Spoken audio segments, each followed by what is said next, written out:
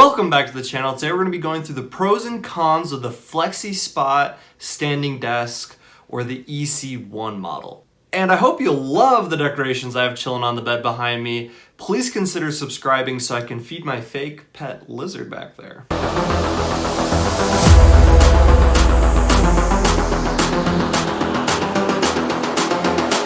Alright, so before we dive into the pros and cons for this Flexispot standing desk EC1 model, let's talk about the setup time. So you're going to receive this desk in two packages. In my case, both packages arrived at the same time, and it's going to take about 45 minutes to set up. Also note that an instruction manual does not come in the packages for the standing desk. However, there are video tutorials online with the links below that I think do a better job of explaining how to build the desk than an instruction manual on paper would do. And in the description on Amazon for this desk, it says that you might need to drill holes, but you actually don't. All the holes were pre-drilled and you can kind of see where they are on the desk itself, and it's pretty simple to line up and put together. So just keep that in mind. If you are looking to purchase this desk, it's going to take you about 45 minutes to an hour to set up and put together.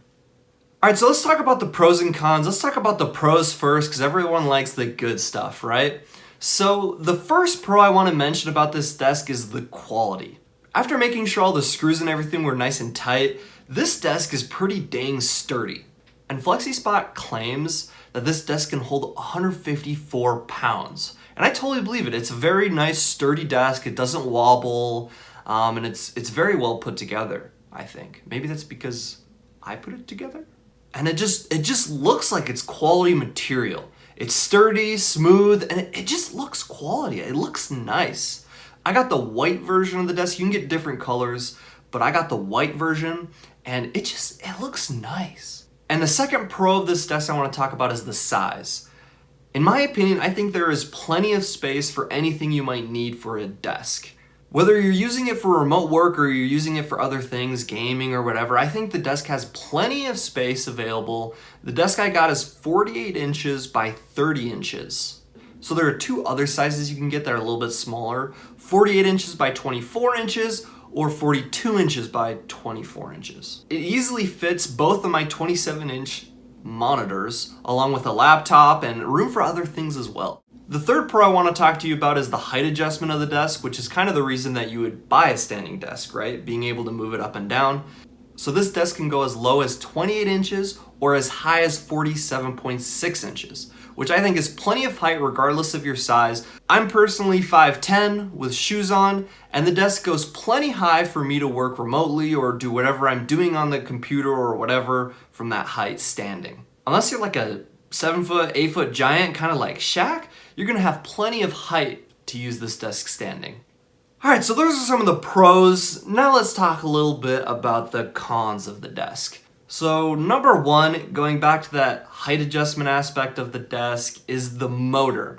The motor for the desk is super slow. It can take a long time to raise the desk. And you can't pre-program it or anything to go to a certain height. You just have to sit there and hit the button up or down, and you gotta hold it.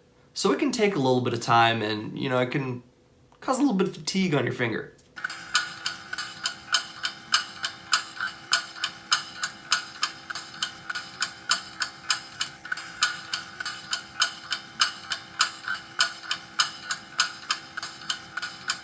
Alright, now the second complaint I have about this desk is these little clips here.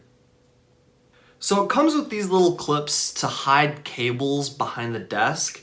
However, they're not very high quality, and all of them for me have fallen off. They didn't stick to the desk very well to hold all the cables, and they're all starting to fall off. So they're not very sticky, and so these are kind of low quality. I mean, that's not like the end of the world or anything. You can buy a box of these for probably like 10 bucks on Amazon from 3M that are way stickier and are gonna last you longer.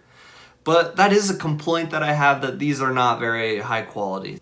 The third con I want to talk to you about is the tools you need in order to make the desk. However, you are going to need a screwdriver or a drill or something like that.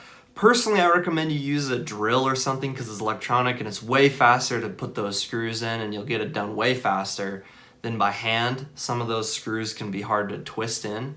But if you don't have one of those, a screwdriver is going to work. It's just going to take a little bit more time, obviously, because drills are way faster. Other than those 3 cons, I really am enjoying the desk. Now, this desk is not the cheapest option available, nor is it the most expensive option, but a lot of times you get what you pay for.